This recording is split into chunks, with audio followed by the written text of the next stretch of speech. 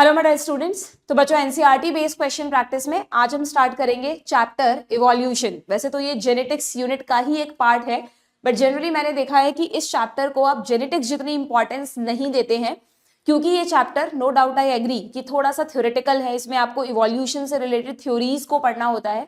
And सबसे मुश्किल बात ये है कि एनसीईआरटी से अगर आप इस चैप्टर को सिर्फ पढ़ेंगे तो वहां पर थोड़ा सा चीजें कॉम्प्लेक्स है, क्योंकि इवोल्यूशन ना अपने आप में एक बहुत बड़ी ब्रांच है बच्चों बायो की, और इसे सिर्फ एक चैप्टर से समझना is not possible. But yes, NCERT में बहुत अच्छी अच्छी चीजों को कंसाइज करके दिया हुआ है। तो अगर आपको इस चैप्टर पे अभी कमांड नहीं है, आपको लगता है कि मैम हमने पढ़ा तो है बट हमें इतना क्लियर नहीं है, हमसे इसके क्वेश्चंस गलत हो जाते हैं, तो you must watch my NCERT line to line series. वहां पर जितना पॉसिबल है मैंने इस चैप्टर को सिंप्लीफाई करके पढ़ाया है। थोड़ा टाइम लगेगा आपको समझने में, एंड टाइम देना भी है, क्योंकि अगर लास्ट 4-5 सालों में आप देखेंगे बच्चों तो इस चैप्टर की नीट में इंपॉर्टेंस बढ़ी है। पहले इससे 1 या 2 क्वेश्चन होते थे, बट आप 2024 में देखो इस अकेले चैप्टर से 4 क्वेश्चंस पूछे गए थे। ठीक है, तो इसका मतलब 4 क्वेश्चन एक अकेले चैप्टर से पूछना उस चैप्टर की इंपॉर्टेंस को कई गुना बढ़ा देता है। अब वी डोंट नो कि 2025 में कितने क्वेश्चन बनते हैं, 2026 में कितने बनते हैं, but yes we have to give importance to this chapter. ठीक है, तो आपको अच्छे से ये चैप्टर पढ़ना है। जो लेक्चर्स के लिंक है वो डिस्क्रिप्शन बॉक्स में गिवन है, आप वहां से जाकर लेक्चर्स देख लें। एंड अगर आता है आपको कि नहीं ma'am we are very good in this chapter, तो let's start question practice with me. Okay, सबसे पहले एनसीईआरटी में अगर आप देखेंगे बच्चों इस चैप्टर को, तो अगेन वही पूरी जेनेटिक्स ना, इनफैक्ट जो 12th के सारे चैप्टर्स हैं वो आप ओल्ड एंड न्यू एनसीईआरटी किसी में से भी पढ़ लें, लगभग सेम ही है। तो इवोल्यूशन में तो कोई भी चेंज नहीं हुआ है, आप किसी भी बुक से इसको पढ़ सकते हैं। ठीक है, इस चैप्टर में आपको जो मेजर चीजें हैं, वैसे तो मैं आपको हमेशा कहती हूँ कि जब भी आप किसी चैप्टर को पहली बार पढ़ते हैं या अपने कॉन्सेप्ट्स क्लियर करने के लिए पढ़ते हैं, तो कभी भी ये ना देखें कि वो हाई वेटेज है कि नहीं, उससे कितने क्वेश्चंस बनते हैं। आपको पूरा कुछ हम नया सीख रहे हैं और हमको डिटेल में सीखना है, ये सोच के उस चैप्टर को पढ़ना चाहिए, तभी आपकी उस पर कमांड बनेगी। ठीक है, बट फिर भी जो बच्चे रिवीजन कर रहे हैं उनके लिए मैं बता दूं कि इस चैप्टर में ना आप देखेंगे लास्ट ईयर्स में तो ह्यूमन का जो इवोल्यूशन की सीरीज है उस पर हर साल लगभग क्वेश्चन आता है। हम इस चैप्टर के लास्ट में लेंगे, लास्ट टॉपिक है वो आपका। ठीक है, Hardy Weinberg principle is very very important. इसमें नेचुरल सिलेक्शन के 3 ग्राफ्स भी हैं, उस पर भी फ्रिक्वेंटली क्वेश्चन आते हैं, कई बार न्यूमेरिकल टाइप क्वेश्चन इस पे बन जाता है। ओके, एंड अडेप्टिव रेडिएशन जो डार्विन फिंचेस वाला कॉन्सेप्ट है ना, ऑस्ट्रेलियन मार्सूपियल्स, उसमें से भी लास्ट ईयर्स में क्वेश्चंस आए ही आए हैं। एंड मोस्ट इंपॉर्टेंट, स्टार्टिंग में जो होमोलोगस एंड एनालॉगस ऑर्गन्स दिए हैं वहां से भी आप एक क्वेश्चन मान के चले। ठीक है, तो ये कुछ इसके मोस्ट इंपॉर्टेंट टॉपिक्स हैं जिनसे कोई भी एग्जामिनर अगर इस चैप्टर से क्वेश्चंस बनाएगा तो पहले इन टॉपिक्स को प्रेफरेंस देगा। ठीक है, तो ये सारी चीजें हमने सीरीज में कवर की है, अब हम क्वेश्चन प्रैक्टिस के थ्रू उन चीजों को रिवाइज करेंगे। ठीक है, इसका जो स्टार्टिंग पार्ट है चैप्टर का उसमें आपको कुछ डेटा दिया है कि अगर हम, वैसे तो देखो ऐसा कैसे प्रूफ करें हम कि कब इवोल्यूशन हुआ था, जब दुनिया इवॉल्व हुई थी, जब अर्थ हमारा प्लैनेट यूनिवर्स में बिग बैंग हुआ था, उसके बाद जब हमारा अर्थ बना है ना, तब हम थे क्या, तब ह्यूमंस एग्जिस्ट नहीं करते थे बच्चों। अगर आप ऐसा सोच रहे हैं कि from the origin of earth we exist, तो ऐसा नहीं है, हम तो बहुत बाद में इवॉल्व हुए हैं। पहले बिलियन ऑफ ईयर्स अगो पहले तो दूसरे तरह के ऑर्गेनिजम्स थे, फिर कई बार अब तक मास एक्सटिंक्शंस भी हुए हैं ना। इसी चैप्टर में आता है कि अब तक पहले 5 टाइम मास एक्सटिंक्शंस का मतलब होता है जब हमारे प्लैनेट अर्थ पर बहुत बड़ा कोई भी एक ऐसा नेचुरल डिजास्टर हुआ हो, कोई बहुत बड़ा अर्थक्वेक आया हो, व्हाटएवर जो भी नेचुरल डिजास्टर्स होते हैं, कैलामिटीज होते हैं, जिससे मैक्सिमम लाइफ खत्म हो गई हो, सिर्फ कुछ ही ऑर्गेनिजम्स बचे हों जिनसे नए ऑर्गेनिज्म इवॉल्व हुए हों, उसे कहते हैं मास एक्सटिंक्शन। तो तुम सोचो हमसे पहले 5 मास एक्सटिंक्शंस हो चुके हैं, उन 5 मास एक्सटिंक्शंस में तो ह्यूमंस थे ही नहीं। जो लास्ट एक्सटिंक्शन था वो डायनासोर्स वाला था, उसके बाद हम इवॉल्व हुए हैं। एंड अब जो एक्सटिंक्शन चल रहा है, एक्सटिंक्ट तो हो ही रही है स्पीशीज धीरे धीरे, और जिस हिसाब से ह्यूमन एक्टिविटीज है ना, इस चैप्टर में नहीं, उसमें इकोलॉजी में ये चीज आएगी कि जिस हिसाब से ह्यूमन एक्टिविटीज चल रही है, लगातार हम नेचर का ध्यान नहीं रख रहे हैं, हमें सिर्फ टेक्नोलॉजी और हमारी फैसिलिटीज वगैरह से मतलब है, तो वो चीजें इस 6th एक्सटिंक्शन को बहुत फास्ट बना रही हैं। ठीक है, तो इतने टाइम तक तो हम थे ही नहीं दुनिया में, उसके बाद हम इवॉल्व हुए। तो कैसे हम इवॉल्व हुए, या हमसे पहले प्लैनेट अर्थ कैसे इवॉल्व हुआ, उस अर्थ पे लाइफ कैसे इवॉल्व हुई, उन सब के बारे में ये चैप्टर है।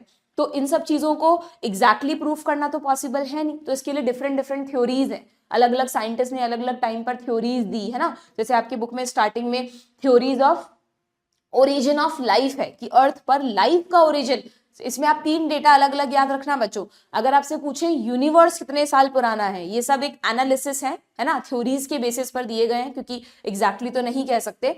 तो अगर तुमसे पूछें कि यूनिवर्स कितने साल पुराना है, क्वेश्चन आ जाएगा, तो आपको ध्यान रखना है 20 बिलियन ईयर्स ओल्ड है, ठीक है। एंड अगर आपसे पूछें कि अर्थ कितने ईयर्स पुराना है, तो आपको ध्यान रखना है earth was suppose to form 4.5 billion years ago, काफी बाद में बना है यूनिवर्स के अर्थ। और इस अर्थ पे लाइफ कब बनी, तो उसके लिए आपको ध्यान रखना है, आपकी एनसीईआरटी में दे रखा है ये रहा, लाइफ अपीयर्ड 4 बिलियन ईयर्स अगो, यानी 4.5 बिलियन ईयर्स अगो।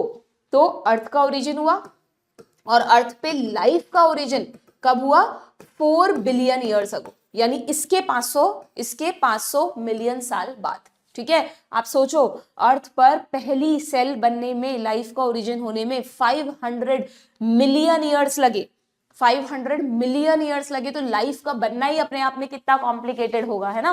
मैंने उस सीरीज में बहुत इंटरेस्टिंग तरह से, जो फर्स्ट लेक्चर है उसमें बताया है आपको कि ये जो ऑपेरेन और हेल्डन की थ्योरी हम पढ़ते हैं ना, कि इन्होंने कैसे इस कॉन्सेप्ट को दुनिया के सामने रखा कि पहली सेल कैसे बनी होगी। वी ऑल नो कि cell arise from pre existing cell, but पहली सेल दुनिया में कैसे बनी होगी, अर्थ प्लैनेट पे कैसे बनी होगी, तो उसका बहुत अच्छा एक्सप्लेनेशन ऑपेरन और हेल्डन ने अपनी थ्योरी में दिया। एंड डू रिमेंबर, इनसे पहले कुछ और थ्योरीज भी आई थी, इन पे भी क्वेश्चंस आते हैं, theory of panspermia, theory of spontaneous origin, है ना। कुछ साइंटिस्ट कहते थे कि यार सेल ना अपने आप बन जाती है, अगर कहीं पर भी कुछ ऐसी चीजें पड़ी है जैसे स्ट्रॉ, मड वगैरह, मतलब नॉन लिविंग मैटर पड़ा है, या डिकेइंग ऑर्गेनिक मैटर पड़ा है, तो उसमें फ्लाइज वगैरह अपने आप ओरिजिनेट हो जाती हैं। ऐसा थोड़ी ना हो सकता है। वो उस समय इसलिए था क्योंकि उस समय माइक्रोस्कोपिक ऑर्गेनिजम्स के बारे में नहीं पता था।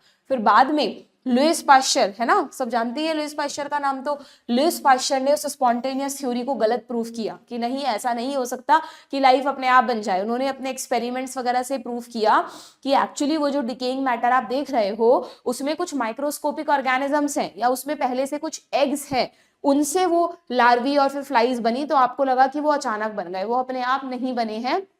Life only originate from the pre existing life, ऐसा लुईस पाश्चर ने डेमोन्स्ट्रेट किया। ये सब क्वेश्चंस आते हैं, इसलिए मैं यहाँ पर आपको एक छोटा सा रिवीजन दे रही हूँ इसका, ठीक है। और फिर लेकिन लुईस पाश्चर अगेन एक चीज नहीं समझा पाए, उन्होंने ये तो समझा दिया कि यार लाइफ जो है वो प्री एग्जिस्टिंग लाइफ से ही बनेगी, बट वो प्री एग्जिस्टिंग लाइफ सबसे पहली बार कैसे आई फिर दुनिया में, तो इसलिए फिर ऑपेरन और हेल्डन ने समझाया कि जो सबसे पहली लाइफ है ना, जो सबसे पहली सेल बनी दुनिया में, वो नॉन लिविंग मैटर से बनी। बहुत साल लगे, आपने देखा 500 मिलियन ईयर्स लगे इस प्रोसेस में, बट जो नॉन लिविंग मैटर था, नॉन लिविंग में भी ऑपेरन और हेल्डन का कहना था कि पहले बहुत ही सिंपल टाइप के इनऑर्गेनिक मॉलिक्यूल्स थे, उनके आपस में रिएक्शन से, पानी में जब वो रहते हैं तो पानी इज अ यूनिवर्सल मीडियम, तो पानी में उनमें रिएक्शंस हुई तो सिंपल ऑर्गेनिक मैटर बना। पहले इनऑर्गेनिक था, उससे सिंपल ऑर्गेनिक बना। सिंपल ऑर्गेनिक मतलब मोनोमर, जैसे आप पढ़ते हो sugar, amino acid, fatty acid, ये सब मोनोमर्स हैं, मोती, ठीक है। और फिर इनके पॉलीमराइजेशन से पॉलीमर्स बने, यानी ऑर्गेनिक कॉम्प्लेक्स कंपाउंड बने, है ना। जैसे अमीनो एसिड्स की का पॉलीमर कौन है, प्रोटीन। शुगर्स का पॉलीमर कौन है, पॉलीसैकेराइड्स। फैटी एसिड वगैरह से बने फैट्स, न्यूक्लियोटाइड से बना न्यूक्लिक एसिड। ऐसे करके बहुत साल लगेंगे इस प्रोसेस में, इट्स नॉट सो इजी। मतलब हमें सब कुछ पता है, फिर भी अब तक हम कभी लेबोरेटरी में लाइफ क्रिएट कर पाए हैं क्या बच्चों? अब तक कितनी बड़ी बड़ी टेक्नोलॉजी, साइंस, हमारे पास टेक्निक्स हैं, बट हम कभी भी लाइफ को क्रिएट नहीं कर पाए हैं। हाँ, हमने एक्सपेरिमेंट्स करके तरह तरह के जीन एक्सचेंज किए हैं, बट हम ऐसा नहीं कर सकते कि नॉन लिविंग से लाइफ क्रिएट कर ले। एंड अच्छी बात है कि ह्यूमंस ने ऐसा अब तक नहीं किया। अगर ये भी हम निकाल लेते फिर तो हम सब चीजें, मतलब पूरी दुनिया पे हमारा ये अधिकार कर लेते हम, है ना। वैसे हमने सब चीजों को फॉर ग्रांटेड ले रखा है, ओके। तो वो ऑपेरन और हेल्डन ने हमें बताया कि उस समय अर्थ पर 800 डिग्री सेंटीग्रेड के टेम्परेचर पर कुछ ऐसी रिएक्शंस हुई जिसकी वजह से, ये बहुत इंपॉर्टेंट क्वेश्चन है, आप इसको हाईलाइट करके रखना, अभी हम करेंगे क्वेश्चंस। जिसकी वजह से 4 चीजें जो अर्थ पर थी, मेन 4 मॉलिक्यूल्स कौन से थे, यहाँ पे दे रखा है आपके, इनऑर्गेनिक कॉन्स्टिट्यूएंट कौन से थे, अमोनिया, कहाँ लिखा है आपकी बुक में उनका नाम, यहाँ डायग्राम में लिखा है, देखो डायग्राम में आप हाईलाइट कर लो, ये बहुत बार पूछा गया है ना। ये 4 चीजें, अमोनिया, मीथेन, वाटर वेपर्स की फॉर्म में, water vapours and hydrogen gas, इनमें रिएक्शंस हुई, इनसे कुछ मोनोमर्स बने, फिर उन मोनोमर से पॉलीमर्स बने और फिर उससे पहली सेल बनी। तो जो फर्स्ट सेल बनी हमारे अर्थ पे वो नॉन लिविंग मैटर से बनी और फिर उसके बाद उसी सेल में इवोल्यूशन होता रहा, मॉडिफिकेशंस होते रहे, सिंपल से मतलब ईओ प्रोटोबायोन, टीओबायोन, प्रोकैरियोटिक सेल, यूकैरियोटिक सेल, और फिर उससे इतनी बड़ी लाइफ जो हमारे सामने है दुनिया में, इतने ऑर्गेनिजम्स बने। बट उन्होंने ये भी कहा कि जो नॉन लिविंग मैटर से लाइफ बनी थी वो फिर कभी दोबारा नहीं बनी, उसके बाद लाइफ से ही लाइफ बनी। अब आप सेम कंडीशंस दोगे भी तो भी आप कुछ केमिकल्स ऑब्टेन कर सकते हो, लाइफ क्रिएट नहीं कर सकते। एंड डू रिमेंबर, अगर आपसे पूछ ले ये एक्सपेरिमेंट किसने किया, ये ऑपेरिन का एक्सपेरिमेंट नहीं है बच्चों, ऑपेरिन और हेल्डन ने सिर्फ थ्योरी दी थी, ये एक्सपेरिमेंट किया था मिलर ने, ठीक है, Urey and Miller, UREY, Urey and Miller ने ये एक्सपेरिमेंट किया था, ध्यान रखिएगा, ठीक है। और ये भी पूछते हैं कि इस एक्सपेरिमेंट में उन्हें कौन सा मोनोमर मिला था, आपको कह रही हूँ ना कि जब इनऑर्गेनिक मॉलिक्यूल से ऑर्गेनिक कंपाउंड मिला तो उन्हें कौन सा मिला था, तो तुम्हारी ही एनसीईआरटी में यहाँ पर दे रखा है, आप हाईलाइट कर लो, he observe formation of amino acids, उनको जो मोनोमर मिले थे वो थे अमीनो एसिड्स, प्रोटीन्स के मोनोमर, ठीक है। ये छोटी छोटी चीजें हैं जिन पर आप ध्यान नहीं देते और इन्हीं से एग्जामिनर क्वेश्चन बनाता है। जब एग्जामिनर के सामने ये कंडीशन है कि आपको एनसीईआरटी से ही पूछना है जो पूछना है, तो वो हर बारीक से बारीक चीज को निकाल के पूछेगा आपसे, ठीक है। डन, समझ में आ गया ये सब कुछ आपको। और फिर इसके बाद भी ना बहुत कॉम्प्लेक्स है इवोल्यूशन, बट वो सब आपके कोर्स में है नहीं तो अननेसेसरी आपको पढ़ना भी नहीं है, ठीक है। तो अब हम देखते हैं जरा कि इस टॉपिक से रिलेटेड क्या क्वेश्चंस हमारे पास हैं। Mark the correct statement, correct statement, ठीक है भाई, ये क्या हुआ, मार्क द करेक्ट स्टेटमेंट, देखते हैं क्या है। व्हाट हैपेंड, एक मिनट बच्चों, just a minute. Okay, life appeared about 500 million years after the formation of Earth. Yes. अगर आज से पूछें तो 4 बिलियन ईयर्स पहले, अर्थ के बनने के बाद पूछें तो 500 मिलियन साल बाद, ठीक है। देन लुइस पाश्चर, हमें क्या बताना है, करेक्ट बताना है। Louis Pasteur believed, Louis Pasteur का क्या मानना था, that life appeared only from pre existing life. Yes, इसमें आप उससे कंफ्यूज तो नहीं होगे कि मैम सेल थ्योरी तो श्नीडन एंड श्वान ने दी थी, उन्होंने कहा था कि cells arise from pre existing cell, वो ठीक है, वो बहुत बाद में आई थी थ्योरी। ये लुइस पाश्चर का एक्सपेरिमेंट पहले ही हो गया था, जिससे उन्होंने जो ऐसा मानते थे ना साइंटिस्ट की थ्योरी ऑफ स्पॉन्टेनियस जनरेशन कि लाइफ अपने आप आ जाती है, उसको गलत प्रूफ किया था। तो ढंग से पढ़ लेना क्वेश्चन भाई, जब आप नीट का पेपर देते हो तब थोड़ी ना पता होता है कि इवोल्यूशन में से क्वेश्चन आया है कि सेल बायोलॉजी में से आया है, तब तो पूरे सिलेबस का एक साथ एग्जाम होता है। तो आपको एकदम अच्छे से लैंग्वेज पढ़नी है कि किसके लिए पूछा है आपसे, ठीक है। ऑपेरिन ने क्या प्रपोज किया, that first form of life came from pre existing non living organic molecule. इसको आप गलत ना समझ लेना कि मैम वो तो इनऑर्गेनिक थे ना, तो पहले इनऑर्गेनिक से ऑर्गेनिक बने, फिर उन ऑर्गेनिक से ही लाइफ बनी, ठीक है। तो ये बिल्कुल ठीक है, यानी यहाँ पे we have to go with option D, all of these, ठीक है। इवोल्यूशन के क्वेश्चंस थोड़ा पेशेंस से करने होंगे आपको, थोड़ी सी लैंग्वेज इसकी टफ होती है, चैप्टर को समझने के बाद क्वेश्चन को टाइम देना पड़ेगा, ठीक है। चलिए, assertion reason type, the primitive atmosphere was reducing one, ये तो आपने कई बार पढ़ा होगा कि जो अभी जो हमारा एट प्रेजेंट एनवायरमेंट है उसमें ऑक्सीजन गैस हमारे चारों तरफ है तो वो ऑक्सीडाइजिंग है, बट जब लाइफ नहीं थी तब ऑक्सीजन भी नहीं थी, तब एटमॉस्फेयर कैसा था, रिड्यूसिंग था, ठीक है, विदाउट ऑक्सीजन, बिल्कुल ठीक है, लिखा हुआ है एनसीईआरटी में। रीजन क्या दिया है इसका, कि इन द प्रिमिटिव एटमॉस्फेयर ये सारी चीजें प्रेजेंट थी, methane, CO2, ammonia and water vapours were present, बिल्कुल ठीक है, एंड इन्हीं की वजह से ये रिड्यूसिंग एटमॉस्फेयर था, ठीक है, क्लियर। तो इसका आंसर हो जाएगा, it is the correct explanation. Done, आगे बढ़े, नेक्स्ट क्वेश्चन पर आते हैं। Life did not develop on earth, ये जो अभी हमने क्वेश्चन किया, इस क्वेश्चन का एग्जैक्ट लाइन एनसीईआरटी में दी है बच्चों, देखो यहां पर, ये रहा, कहां गया, कि इनिशियल एनवायरनमेंट जो था वो रिड्यूसिंग वन था, ठीक है, इसी में था, एक बार तुम प्लीज इसको देख लेना, मुझे अभी मिल नहीं रहा, I want to show you but अभी मुझे मिल नहीं रहा, कहाँ गया वो स्टेटमेंट, इट्स ओके, ठीक है। ये तो लिखा ही है कि क्या क्या था अर्थ पे, water vapour, methane, CO2 and ammonia वगैरह, हाँ ये रहा ना, there were no atmosphere on early earth. अच्छा, अर्ली अर्थ पर तो एटमॉस्फेयर भी नहीं था, फिर धीरे धीरे एटमॉस्फेयर बना, वो रिड्यूसिंग हुआ, फिर रिड्यूसिंग से बाद में जब गैसेस ने आपस में रिएक्ट किया, धीरे धीरे ऑक्सीजन गैस बनी, तब हमारा एटमॉस्फेयर ऑक्सीडाइजिंग हुआ। ठीक है, life did not develop on earth but came from other planets of galaxy was the idea of, yes, this is theory of panspermia। ठीक है, पैनस्पर्मिया की थ्योरी जिन भी साइंटिस्ट ने दी थी, हमें नाम नहीं पढ़ने, उन्होंने कहा था कि मतलब उन्होंने कहा था कि जो पैनस्पर्मिया का मतलब होता है, पैन मतलब होल, सब जगह, मतलब पेंडेमिक, तो पैन मतलब होता है होल। स्पर्म वर्ड उन्होंने लाइफ की यूनिट के लिए यूज किया था, स्पोर्स के लिए, कि उनका मानना ये था, जो भी साइंटिस्ट के ग्रुप थे, स्कूल ऑफ थॉट था, उनका मानना ये था कि जो लाइफ की यूनिट्स हैं, स्पोर्स हैं, वो दुनिया में मतलब यूनिवर्स में बहुत सारी जगह है, और जब वो सबसे पहले प्लैनेट अर्थ पे गिरी, जिस भी प्लैनेट, दूसरे प्लैनेट पर जहां लाइफ होगी, वहां से जब वो स्पोर हमारे प्लैनेट अर्थ पर गिरा, तो उससे हमारे प्लैनेट पर भी लाइफ आ गई, यानी लाइफ किसी और प्लैनेट से आई है। तो ये पैनस्पर्मिया की थ्योरी थी। बट अगेन वही, इस पर कॉन्ट्राडिक्शंस हैं। कुछ कहते हैं कि यार हमें कहीं और लाइफ के प्रूफ ही नहीं मिले, तो हम कैसे माने कि हर जगह लाइफ है। कुछ कहते हैं कि धीरे धीरे मिल रहे हैं, है ना। तो ये आपको ज्यादा डिटेल में नहीं जाना है इस थ्योरी में भी। Next, the contribution of SL. Miller regarding origin of life was, क्या कॉन्ट्रीब्यूशन था बताओ। उन्होंने डिस्कवर किया था कॉम्प्लेक्स ऑर्गेनिक कंपाउंड्स को, नहीं। थ्योरी ऑफ स्पॉन्टेनियस जनरेशन दी थी क्या, बिल्कुल नहीं।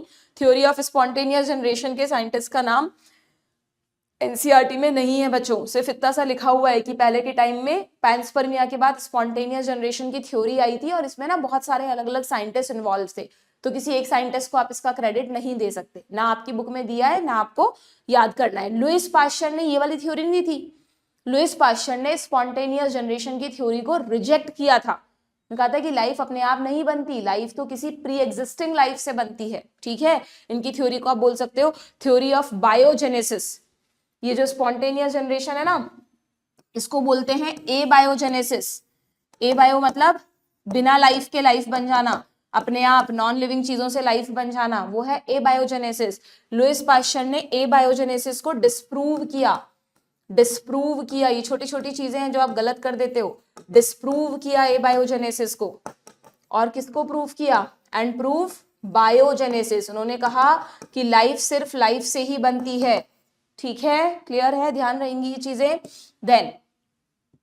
Then to show that organic compounds like amino acid could be synthesized non enzymatically। yes, उन्होंने कहा कि भाई हमारी बॉडी में तो सब कुछ मेटाबॉलिज्म से, एंजाइम्स से बनता है ना, बट उस समय एंजाइम कहाँ थे।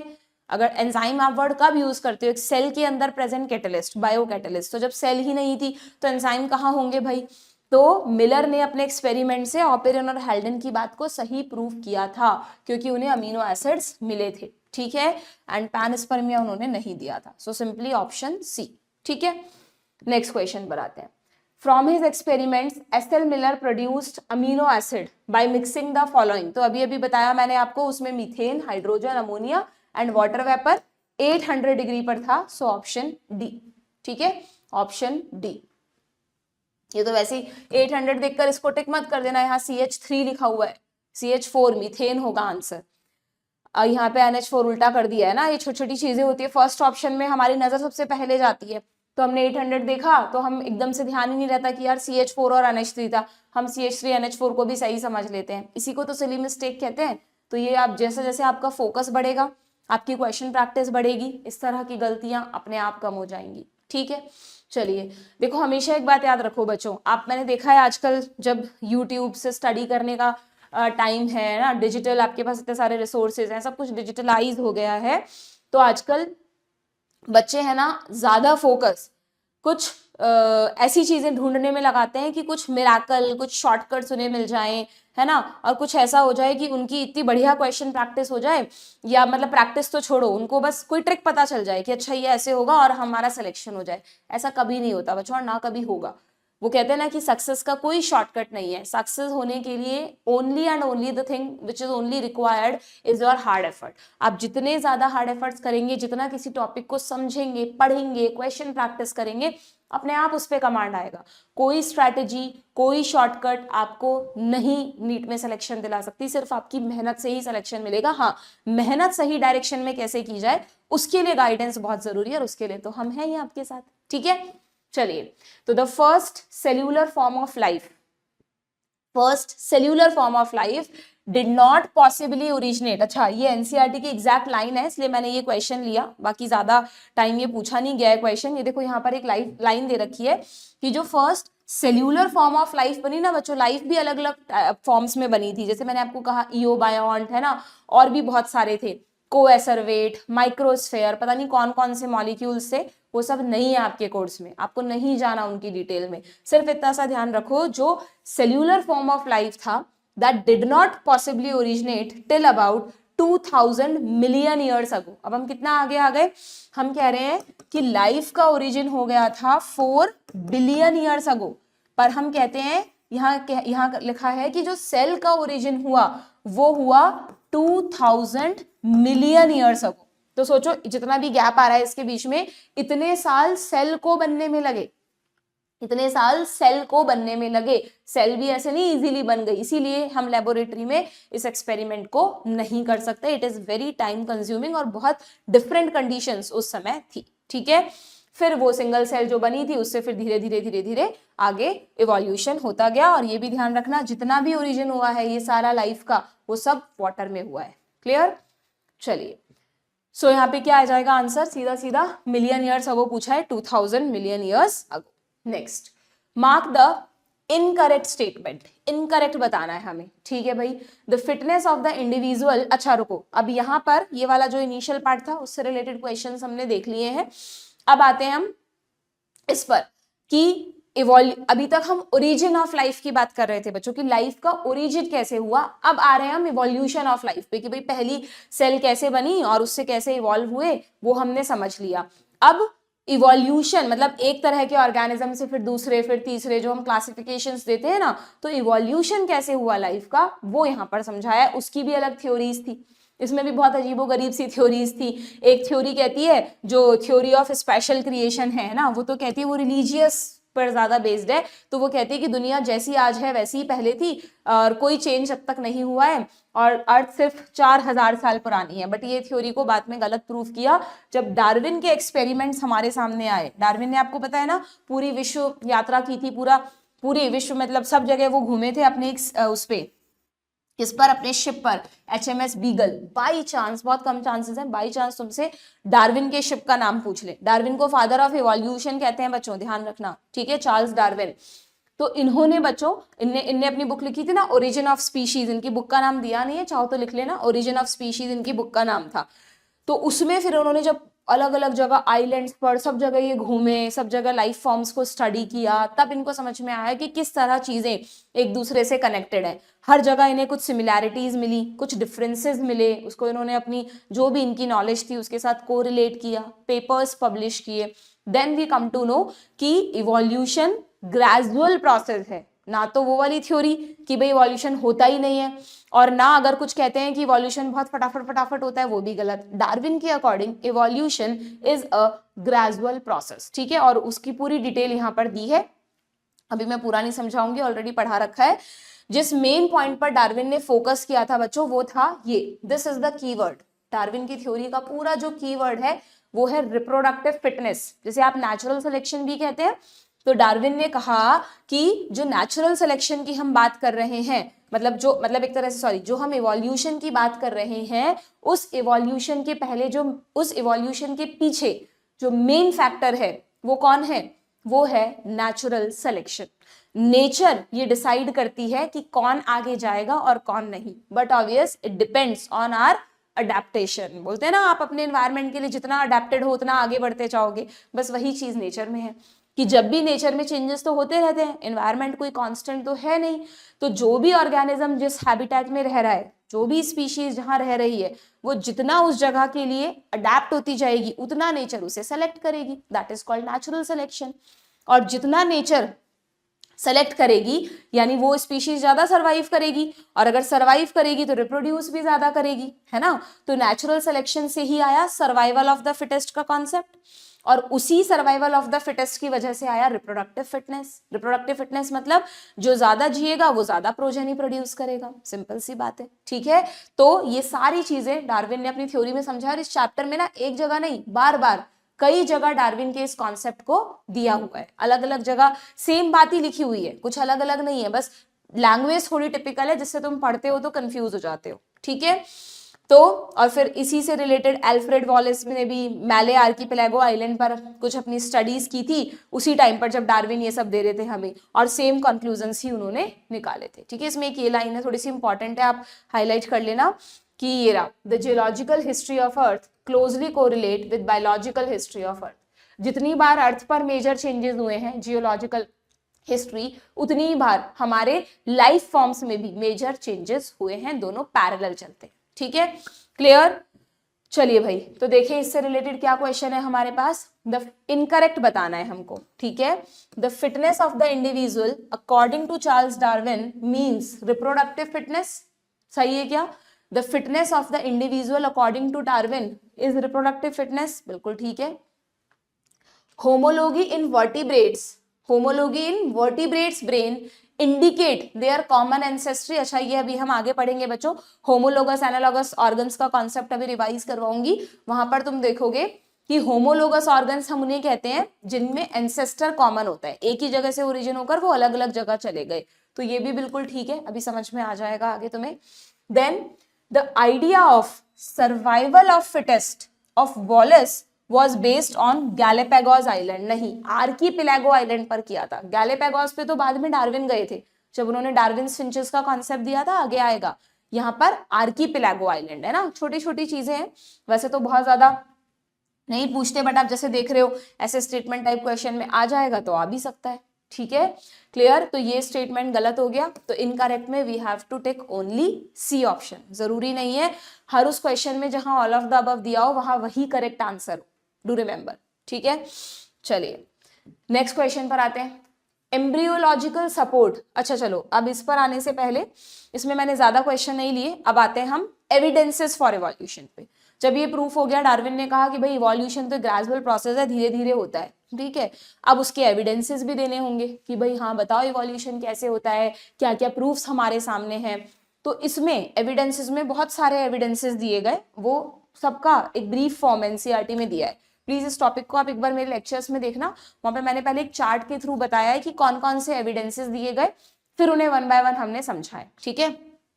इन शॉर्ट आपको बताऊं तो सबसे पहले फॉसिल्स की स्टडी जो होती है पैलेंटोलॉजी, है ना, पैलेंटोलॉजी बोलते हैं बच्चों फॉसिल्स की स्टडी को, पेलिनोलॉजी अलग होता है PALY, पेलिनोलॉजी, ये पॉलन ग्रेन्स के लिए होता है, स्टडी ऑफ पॉलन ग्रेन्स, ये है पैलेंटोलॉजी, ये है पैलेंटोलॉजी, सही लिखा है स्पेलिंग, पैलेंटोलॉजी, पैलेंटोलॉजी आता है फॉसिल्स की स्टडी के लिए, देखो कितने मिलते जुलते वर्ड्स है ना, फिर तुम सिली मिस्टेक्स कर देते हो, ध्यान रखना है इस तरह की चीजों का।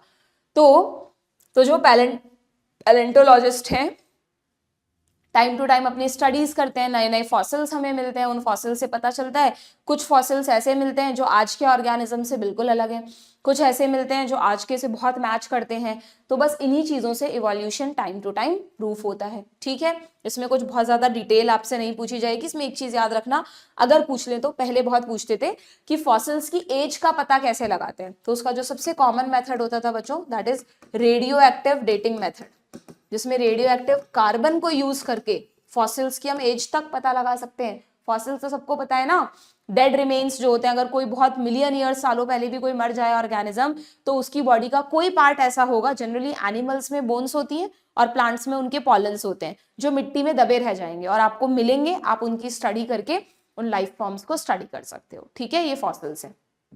चलिए डायनासोर्स का पता हमें ऐसे ही तो चला, आज हमारे पास इतनी सारी एनिमेटेड मूवीज हैं जिनमें हम डायनासोर्स को एकदम क्रिएट कर देते हैं, हमें क्या पता डायनासोर कैसे थे, डायनासोर्स के टाइम पे ह्यूमंस नहीं थे, डायनासोर्स वर इन प्री ह्यूमन टाइम, आएगा इस चैप्टर में आगे, ठीक है। तो हमने कैसे इमेजिन किया, उनके जो हमें स्केलेटन्स मिले कि अच्छा ऐसा बड़ा स्केलेटन है तो ऐसा डायनासोर हुआ करता था, ठीक है, सिंपल। चलिए देन तो फर्स्ट एविडेंस तो वो हो गए, सेकंड एविडेंस है ये, अगर थोड़ा पुराना एडिशन आपके पास एनसीईआरटी का है तो वहां आपको ये नहीं मिलेगा, एम्ब्रियोलॉजिकल इवोल्यूशन, ये पार्ट पीछे है एनसीईआरटी में ना, पहले एक सप्लीमेंट्री मटेरियल होता था पीछे, उसमें ये सब चीजें थी, अब तो चैप्टर में ही डाल दिया है सब कुछ, ठीक है। चलिए तो एम्ब्रियोलॉजिकल सपोर्ट में क्या, क्या एम्ब्रियो की स्टडीज से हम ये पता लगा सकते हैं कि हम एक दूसरे से इवॉल्व हुए हैं? बिल्कुल। इसमें दो साइंटिस्ट हैं, प्लीज मिक्स मत करना। एक तो हैकल है, अर्न्स्ट हैकल, और एक है वॉन बेयर। ठीक है, Ernst von Baer, Ernst Haeckel, Ernst von Baer, दोनों की अलग अलग थ्योरीज है। जो अर्न्स्ट हैकल ने कहा था उस बात से वॉन बेयर सहमत नहीं थे और उन्होंने कुछ और ही अलग से अपना कॉन्सेप्ट रखा था। ठीक है, क्या रखा था? You have to study there, सब कुछ नहीं बताऊंगी यहाँ। ठीक है, तो देखें जरा इस कॉन्सेप्ट पे क्या क्वेश्चन है हमारे पास। Embryological support for evolution was disapproved by, तो आपका आंसर होगा अर्न्स्ट वॉन बेयर। एम्ब्रियोलॉजी की अगर हम एम्ब्रियोज को स्टडी करते हैं तो वो कहीं ना कहीं एक दूसरे से कनेक्टेड होते हैं, इस बात को कहा था हैकल ने। उस थ्योरी को कहते हैं थ्योरी ऑफ रिकैपिचुलेशन। रिकैपिचुलेशन यानी रिपीट करना, ontogeny, repeat, phylogeny, but in सारी चीजों को गलत प्रूफ कर दिया था वॉन बेयर ने। ठीक है, थोड़ा सा कॉम्प्लिकेटेड है ये टॉपिक, है ना, इसको समझने में दिक्कत आती है, बहुत डिटेल में आपको नहीं जाना। इवोल्यूशन के किसी भी टॉपिक में बहुत डिटेल है, आप यूँ समझ रहे हो इवोल्यूशन एक सब्जेक्ट है बच्चों, उसके इसमें आपको ना उस सब्जेक्ट का हर चैप्टर की एक एक समरी दे दी है एक एक पैराग्राफ की फॉर्म में, तो आपको ज्यादा डिटेल्स में नहीं जाना, अननेसेसरी टाइम वेस्ट होगा, समझ में भी नहीं आएगा। जितना मैंने पढ़ाया है लेक्चर्स में उतना मोर देन इनफ है आपके लिए। ओके, चलिए, तो इस पर तो कम क्वेश्चंस आते हैं। अब आते हैं हम सबसे मेन थर्ड एविडेंस पर। यहाँ से थर्ड एविडेंस स्टार्ट होते हैं जो हमें एनाटॉमी और मॉर्फोलॉजी को स्टडी करने से मिलते हैं। इसमें आते हैं होमोलोगस एंड एनालॉगस ऑर्गन्स। ठीक है, क्या डिफरेंस है होमोलोगस और एनालॉगस ऑर्गन्स में? ठीक है, ये एक डायग्राम है, इस चैप्टर के डायग्राम भी बहुत कॉम्प्लिकेटेड से हैं। ठीक है, अब ये देखो, ये नाम तुमने कभी कहीं पढ़े ही नहीं है, ब्रैकियोसॉर्स, फिर यहाँ से इससे टायरनोसॉर, टीरेक्स, चलो ये तो मूवीज में देखा होगा, डायनासोर, सबसे बड़ा डायनासोर टीरेक्स है ना, ट्राइसेराटॉप्स, स्टेगोसॉर्स, आर्कियोप्टेरिक्स, ये इसके बारे में पूरे चैप्टर में कहीं भी और नहीं है। पुराने PYQs में देखोगे ना, इसको कहते हैं toothed bird. Toothed bird, birds में कभी टीथ होते हैं क्या? नहीं, लेकिन साइंटिस्ट ऐसा मानते हैं ये आर्कियोप्टेरिक्स अब नहीं है, अब हमारे पास इसका सिर्फ फॉसिल है। आर्कियोप्टेरिक्स में ये बिल्कुल बर्ड जैसा दिखता है, इसके सारे फीचर्स बर्ड जैसे हैं, even it has wings also, but इसमें टीथ भी प्रेजेंट है, कुछ फीचर्स रेप्टाइल्स के भी हैं। तो दैट्स वाई साइंटिस्ट ये मानते हैं कि शायद रेप्टाइल से जब बर्ड्स का ओरिजिन हुआ तो आर्कियोप्टेरिक्स, दोनों के बीच का कनेक्टिंग लिंक है। ठीक है, क्लियर? अब है नहीं तो मिसिंग लिंक भी बोल सकते हैं। क्लियर है? तो सबसे कैसे एक दूसरे से ओरिजिनेट हुए, है ना, बट आई डोंट थिंक कि आपसे ऐसी कोई हायरार्की पूछ ली जाएगी या इस डायग्राम को बना के दे देंगे और बोल देंगे बताओ ये कौन कौन से हैं, है ना, बट हाँ ठीक है, एक बार आप पन्ने पलट रहे हो, रिवाइज कर रहे हो तो देखने में कोई बुराई नहीं है। ठीक, चलो, अब ये होमोलोगस और एनालॉगस ऑर्गन्स का कॉन्सेप्ट है ना, अगेन बहुत अच्छे से हमने पढ़ा है। शॉर्ट में अगर मैं तुम्हें बताऊं तो आपको मेन डिफरेंस कैसे याद रखना है होमोलोगस और एनालॉगस में? होमोलोगस में हमेशा याद रखो कॉमन ओरिजिन, जैसे बोलते हैं ना इनके पूर्वज सेम है, इनके बाप दादा सेम है, इनका गांव सेम है, एक ही ओरिजिन से ये, एक ही जगह से ये ओरिजिनेट हुए हैं, तो कॉमन ओरिजिन, एक ही गांव में सब लोग रहते थे। ठीक है, और वहां पर धीरे धीरे क्या हुआ, जैसे जैसे वो बड़े हुए, उन्होंने पढ़ाई की, अब उन्हें बाहर जाना था, तो उस गांव के बच्चे बड़े होकर अलग अलग जगह चले गए, इंडिया की अलग अलग सिटीज में, कोई साउथ में, कोई नॉर्थ में, कोई कहीं, सब अलग अलग जगह जॉब्स करने लग गए अपनी। ठीक है, तो वो फैल गए ना, एक जगह पर आए हैं, इकट्ठे हुए हैं, या एक जगह से मल्टीपल जगह फैले हैं? मल्टीपल जगह फैले, लेकिन उनका ओरिजिन क्या है? कॉमन है। तो जब कॉमन ओरिजिन होता है तो बट ऑब्वियस कहीं ना कहीं आपको उनमें कोई ना कोई कॉमन स्ट्रक्चर्स भी मिलेंगे या नहीं मिलेंगे। यानी अगर मान लो कोई इंडिया के 4 अलग अलग जोन्स में कोई जॉब कर रहा है और वो चारों अब किसी दिवाली वगैरह पर अपने उसी गांव में गए, तो गांव में मिलते ही वो सब सेम लैंग्वेज में बात करेंगे, एक जैसे लगने लगेंगे, क्योंकि उनका आप एग्जैक्टली कह सकते हो कि अरे यार ये तो एक ही जगह के लोग हैं, है ना। तो कॉमन ओरिजिन जब हो रहा है और तो उनमें कोई ना कोई कॉमन स्ट्रक्चर होगा। इस तरह के ऑर्गन्स कहलाते हैं होमोलोगस ऑर्गन्स। क्या कहलाते हैं? होमो मतलब अलग अलग ऑर्गेनिजम्स यानी स्पीशीज के वो ऑर्गन्स जो क्या करें, कोई ना कोई स्ट्रक्चरल सिमिलैरिटी दिखाएं आपको, कोई ना कोई क्या दिखाएं? स्ट्रक्चरल सिमिलैरिटी दिखाएं, बट फंक्शनली वो डिफर करें। फंक्शन तो अलग अलग हो ही गए ना उनके, वो अलग अलग जगह जॉब्स करने गए हैं तो वो वहां के अकॉर्डिंग अडेप्ट हो गए। जो साउथ में करता है वो वहां की तरह थोड़ा बहुत बोलने लग गया होगा, उसकी ड्रेसअप सेंस हो गई होगी, उसका खाना पीना वहां के अकॉर्डिंग हो गया होगा, तो फंक्शनली डिफरेंसेस आ रहे हैं बट ओरिजिनली वो सेम है। तो ऐसे ऑर्गन्स कहलाते हैं होमोलोगस ऑर्गन्स। ठीक है, क्यों हुए ये? क्यों हुए ये? डिफरेंट हैबिटेट की वजह से। फंक्शनल डिफरेंसेस क्यों आए बच्चों इनमें? डिफरेंट हैबिटेट की वजह से, यानी ये एक ही जगह से अलग अलग जगह डाइवर्ट हो गए। तो क्या मैं इसको डाइवर्जेंट इवोल्यूशन कह सकती हूँ? कह सकती हूँ। अब एनालॉगस पे आ जाओ, जस्ट उल्टा कर दो सब कुछ। अगर होमोलॉगस समझ में आ गया तो एनालॉगस में सब कुछ उल्टा कर दो। एनालॉगस में हमें क्या करना है? Different origin.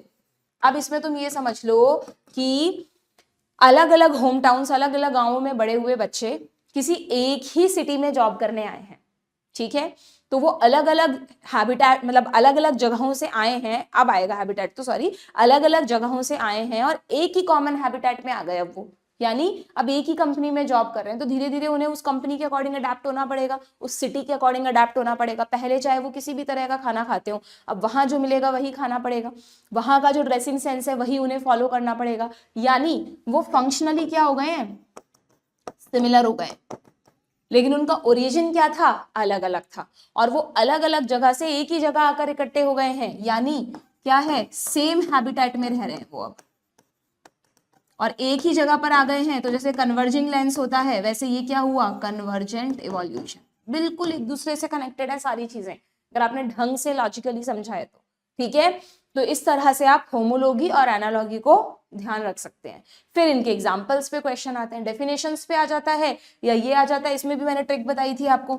ये तो लॉजिकली हो गया, इसमें आप एचडी याद रखो। आजकल सबको हर चीज एचडी में चाहिए, हाई डेफिनेशन, तो एचडी। और इसमें सबको एसी भी बड़ा पसंद है गर्मियों में, तो इसमें एसी याद रखो। एनालॉगस यानी कन्वर्जेंट इवोल्यूशन, लॉजिकली भी बता दिया, ट्रिक भी बता दी, ठीक है? इनके एग्जाम्पल्स खुद ही लॉजिक लगा लो। अगर मैं तुम्हें बोलूं, ये हटा रही हूं मैं, अगर मैं तुम्हें बोलूं इस डायग्राम को दिखाकर कि भाई देखो ये दो अलग अलग प्लांट्स हैं, ठीक है? बोगनविलिया और कुकुरबिटा। ओके, बोगनविलिया में एक स्ट्रक्चर है थॉर्न और कुकुरबिटा में एक स्ट्रक्चर है टेंड्रिल, ठीक है? मैं आपको कह रही हूं कि थॉर्न जो है इसका फंक्शन है, आप सबको पता है, प्रोटेक्शन करना, बचाता है ना ये प्लांट को ब्राउजिंग एनिमल से, और टेंड्रिल का काम है सपोर्ट देना। यस और नो? तो जरा खुद ही बताओ मुझे, फंक्शनली दोनों अलग अलग है क्या? फंक्शनली डिफरेंट है, फंक्शन इनका डिफरेंट है। और जरा अगर किसी को मॉर्फोलॉजी याद हो, देखो अभी चेक हो जाएगा कितने अच्छे से पढ़ते हो तुम। अगर किसी को मॉर्फोलॉजी याद है तो सोच के बताओ, हमने वहां पढ़ा था थॉर्न एंड टेंड्रिल दोनों स्टेम के किस पार्ट से अराइज होते हैं? इफ यू रिमेंबर, दोनों एक्सिलरी बड से बने हैं बच्चों। ये देखो एक्सिस में जो बड होती है, दोनों एक्सिलरी बड से बने हैं, यानी इनका ओरिजिन क्या है? सेम है। तो तुम खुद बता दो मुझे, एग्जाम में कंफ्यूज होने की जरूरत ही नहीं है कि क्या ये होमोलोगस ऑर्गन्स हुए, क्योंकि होमोलोगस ऑर्गन्स मतलब ओरिजिन सेम, दोनों का ओरिजिन एक्सिलरी बड से हुआ है बट फंक्शन डिफरेंट, ठीक है?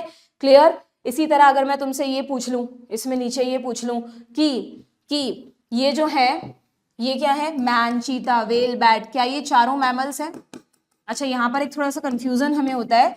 वैसे तो ये चारों मैमल्स के एग्जाम्पल दिए हैं तुम्हें, बट मैमल्स की जगह अगर तुम वर्टिब्रेट्स में भी देखोगे ना बच्चों, ये तो तुम्हें मैमल्स के 4 लिम्स दिखाएं, बट अगर तुम मैमल्स के जगह बर्ड्स भी ले लो, बर्ड्स के पीछे रेप्टाइल्स, रेप्टाइल्स के पीछे एम्फीबियन जो टेट्रापोडा हैं, उन सब में भी अगर देखोगे तो वर्टिब्रेट्स में आते हैं ना ये सब परम, तो जो 4 लिम्स हैं उनमें बोन्स का पैटर्न तुम्हें सेम मिलेगा। बोन्स का पैटर्न कैसे सेम है देख लो, humerus, radius ulna, carpals, metacarpals और फैलेंजेस। अब तुम कभी इमेजिन कर सकते हो कि वेल में भी ऐसे ही है? बैट में तो हमने देखा है कि 4 लिम्स होते ही नहीं है, वो तो विंग्स में कन्वर्ट हो गए। बट फिर भी अगर तुम बैट के जो दो तो पैर है जिससे उल्टा लटका हुआ है और 2 इसके पंख हैं, तो अगर इसके पंख विंग्स में तुम देखोगे ना तो उसमें भी तुम्हें बहुत पतली थिन बोन्स मिलेंगी, और एग्जैक्टली यही बोन्स मिलेंगी जो हमारे में, humerus, radius ulna, carpals, metacarpals, phalanges. कितनी कितनी कॉमन ओरिजिन को बता रहा है ये कि कहाँ बैट और कहाँ ह्यूमन। फिर भी दोनों के 4 लिम्स में स्ट्रक्चरल सिमिलैरिटी मिल गई तुमको, तो इसका मतलब इनका एंसेस्टर कॉमन रहा होगा, इनका ओरिजिन सेम तरह से हुआ होगा, सेम टाइप के एनिमल से हुआ होगा, ठीक है? ये सब वर्टिब्रेट्स हैं, तो अगेन होमोलॉगी है ना। आप सारे वर्टिब्रेट्स में सिर्फ 4 लिम्स ही नहीं, चाहे आप वर्टिब्रेट्स के ब्रेन देख लो, चाहे आप वर्टिब्रेट्स के, आपकी बुक में दे रखा है, हार्ट्स देख लो, सब होमोलॉगी को एक्सप्लेन करते हैं। Origin same, functionally different. आप कहेंगे मैम हार्ट कैसे फंक्शनली डिफरेंट है? हार्ट में जो सर्कुलेशन का पैटर्न है, single blood, incomplete, double blood circulation, वो अलग है। ब्रेन की क्रेनियल कैपेसिटी, वॉल्यूशन अलग अलग है, बट बेसिक स्ट्रक्चर सेम है। ठीक है, क्लियर। तो गड़बड़ नहीं करने हैं एग्जाम्पल्स। होमोलॉगी के एग्जाम्पल समझ में आ गए। और एनालॉगी में कौन कौन से पढ़े हैं हमने? सबसे ज्यादा जो एग्जाम्पल पूछा जाता है वो ये पेंगुइन्स एंड डॉल्फिन। पेंगुइन क्या है? पेंगुइन क्या है? बर्ड, फ्लाइटलेस बर्ड है ना, पोलर एरियाज में रहता है। वो मूवी है ना मेडागास्कर कुछ, आप लोगों ने देखी हो तो बच्चों की, ठीक है। और डॉल्फिन्स हैं मैमल, ठीक है। दोनों का अलग अलग टेक्सॉन है, पर फिर भी दोनों के जो फ्लिपर्स हैं वो सेम काम करते हैं, क्योंकि डॉल्फिन भी पानी में रहता है और पेंगुइन्स को भी कभी कभार जब बर्फ के एरियाज में पिघल जाती है बर्फ तो तैरना पड़ता है, ठीक है। तो इसलिए फ्लिपर्स में फंक्शनल सिमिलैरिटी है, सेम हैबिटेट में रह रहे हैं दोनों, बट जो स्ट्रक्चर है दोनों के फ्लिपर्स का वो अलग अलग है। आप देखना फ्लिपर्स का स्ट्रक्चर अलग अलग है। इवन बच्चों विंग्स में भी आप याद रखना ये एग्जाम्पल, कि अगर हम विंग्स की बात करें ना, कहाँ गए विंग्स, ये रहे विंग्स, तो हमें लगेगा यार विंग्स तो सेम ही होंगे स्ट्रक्चर में, नहीं। अगर आप एक इंसेक्ट के विंग्स देखेंगे, किसी भी इंसेक्ट के, कॉकरोच, बटरफ्लाई, किसी भी इंसेक्ट के, इंसेक्ट कहाँ आता है? नॉन कॉर्डेट्स में। और अगर आप एक बर्ड्स के विंग्स देखेंगे तो दोनों के विंग्स का स्ट्रक्चर अलग अलग है। कहाँ से कॉमन ओरिजिन होगा? वो नॉन वर्टिब्रेट है, ये वर्टिब्रेट है ना, लेकिन दोनों के विंग्स उड़ने में ही हेल्प कर रहे हैं। फंक्शन सेम है क्योंकि दोनों का एरियल हैबिटेट है। तो ये सब एनालॉगी के एग्जांपल्स हैं, ठीक है। स्वीट पोटैटो एंड पोटैटो देख लो, दोनों का काम है फूड स्टोर करना, बट दोनों का ओरिजिन अलग है। स्वीट पोटैटो स्टेम से स्वीट पोटैटो रूट से बना है, पोटैटो स्टेम से बना है। तो जिसको ऐसे लॉजिकली समझ में आ रही है ना चीजें कि हाँ मैम ऐसे आपने पढ़ाया था और हमें याद है, उसके नहीं होंगे क्वेश्चंस गलत। बट जैसे ये सब याद नहीं है, बस रटा है ऊपर ऊपर से, फिर सिली मिस्टेक्स होंगी बच्चों, फिर मैं कुछ हेल्प नहीं कर पाऊंगी। You have to be specific about your concepts, ठीक है।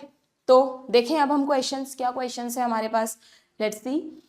The wings of a bird and wings of an insect, ये लो यहीं पर आ गया। Bird chordate, insect non chordate, बहुत दूर दूर टेक्सॉन है। तो ये किसको बताते हैं? ये बताते हैं एनालॉगस स्ट्रक्चर को। और AC एनालॉगस किसको रिप्रेजेंट करता है? कन्वर्जेंट को। सो ऑप्शन ए, ठीक है। नेक्स्ट क्या है?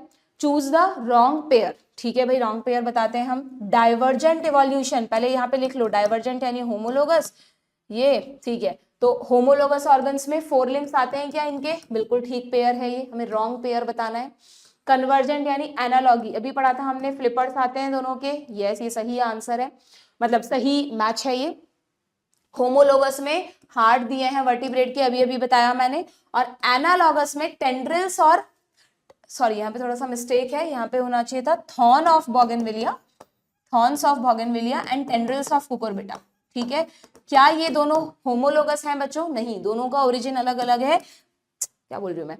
क्या ये दोनों होमोलोगस हैं? यस होमोलोगस हैं, एनालॉगस नहीं है, क्योंकि दोनों का ओरिजिन अलग, दोनों का ओरिजिन सेम है। देखो हो गया ना, जरा सा अगर ध्यान इधर से उधर गया और सब गड़बड़ हो जाएगा इस होमोलॉगी एनालॉगी में। दोबारा करते हैं। होमोलोगस मतलब जिनका ओरिजिन सेम है। थॉर्न और टेंड्रिल दोनों का ओरिजिन सेम है, दोनों एक्सिलरी बड से बने हैं, तो ये दोनों होमोलोगस का एग्जाम्पल है। यहां एनालॉगस दिया है तो ये रॉन्ग पेयर हुआ, यानी ऑप्शन डी, ठीक है।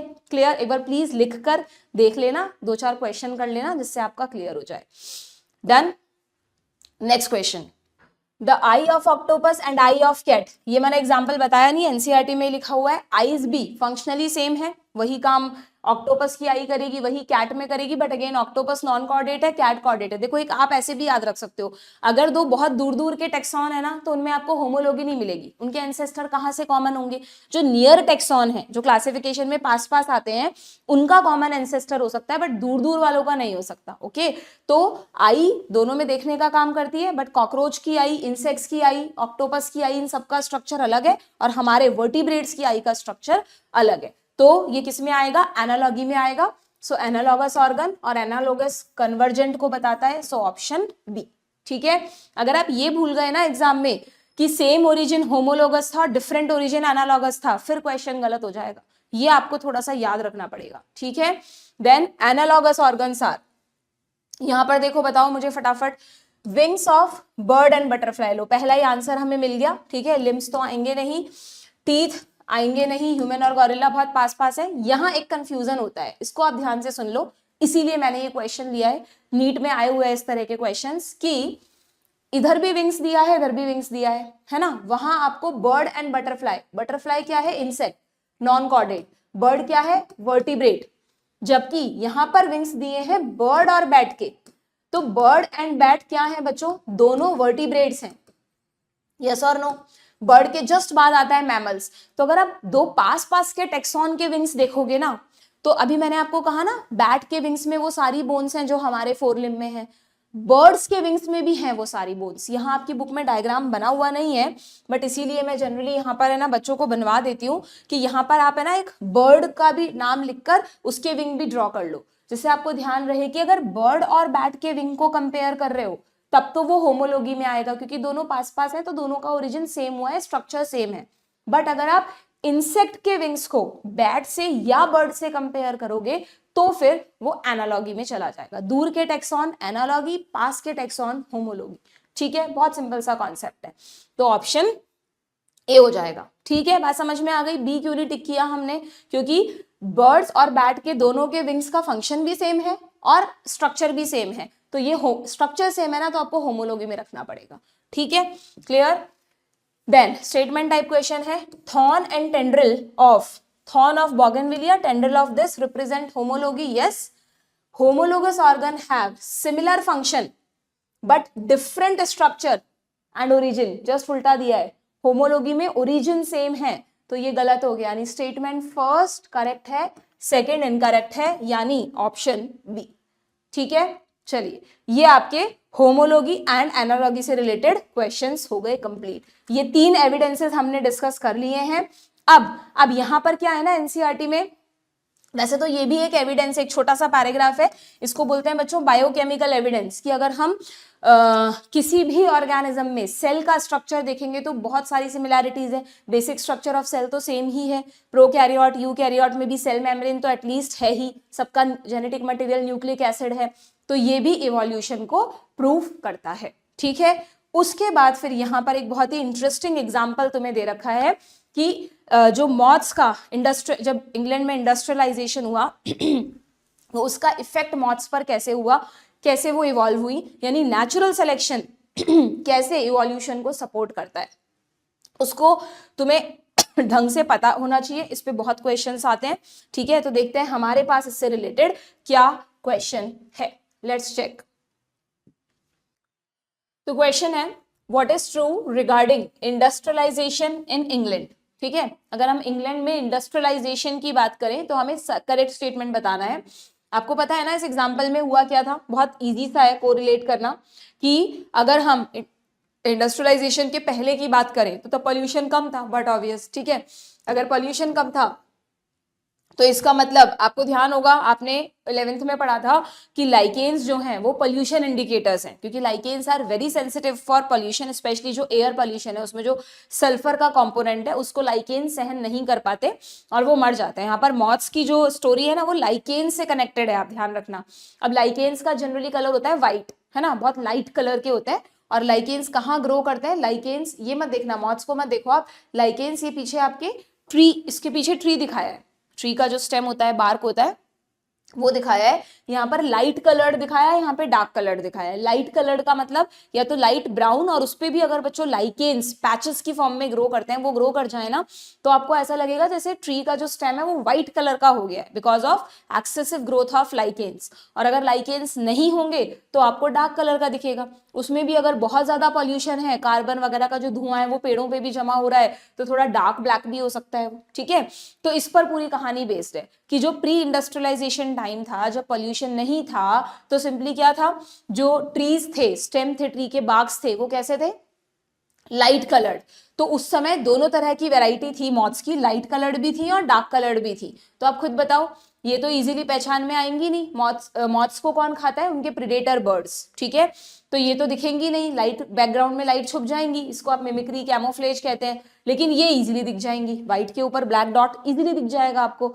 तो प्री इंडस्ट्रियलाइजेशन में आपसे पूछ लेंगे कौन सी मॉथ्स ज्यादा थी, डार्क या लाइट, तो आपको ध्यान रखना है पॉल्यूशन नहीं था, यानी लाइकेन्स थे, यानी लाइकेन्स व्हाइट कलर के होते हैं, तो व्हाइट मॉथ्स उनमें छुप जाती थी, तो व्हाइट मॉथ्स का नंबर ज्यादा था, और डार्क मॉथ्स इजीली पहचान में आ जाती थी, तो उनको प्रेडेटर्स खा जाते थे। ठीक है, जैसे जैसे इंडस्ट्रियलाइजेशन हुआ, पॉल्यूशन बढ़ा, लाइकेन्स डिसअपियर्ड। अब अगर स्टेम पर से लाइकेन्स चले गए तो स्टेम डार्क कलर का हो गया, अब डार्क कलर वालों को पहचानना आसान नहीं था, उन्होंने कैमोफ्लेज कर लिया, और व्हाइट वाले इजीली पहचान में आ जाते थे। डार्क पेज पर व्हाइट कलर इजीली दिख जाएगा, तो नंबर किसका कम हो गया? व्हाइट वालों का। ठीक है, लॉजिकली ध्यान रखोगे तो एग्जाम में गड़बड़ नहीं होगी।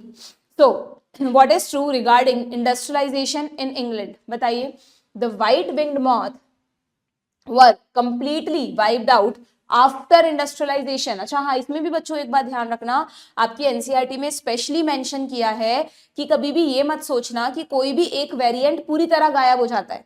ऐसा नहीं है कि प्री इंडस्ट्री में डार्क वाले नहीं थे और पोस्ट इंडस्ट्री में व्हाइट वाले नहीं थे, हमेशा दोनों वेरिएंट्स रहते हैं, एक कम होगा एक ज्यादा। No variant will be completely wiped out, ये हमेशा आपको ध्यान रखना है।